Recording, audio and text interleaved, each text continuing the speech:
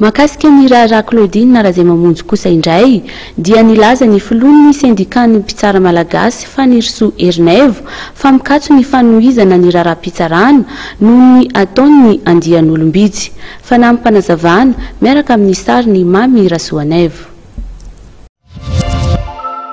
Tsisy resaka fa izay ny mampipemenina anay hoe paralysé ny fitsarana ny zavatra mitranga izany hoe tsy afaka miasa ny fitsarana amin'ny raharaha io noho ny fahafahany finiavany andian'olona vitsy anao an'izay blocage zay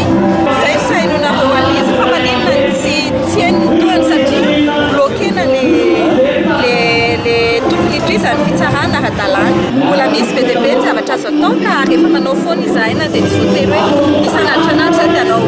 fitenenana amin'ny gazety sy amin'ny anao manjery fa manao foana izahay tsagijana mihitsy ny ary tsy hijana mihitsy izay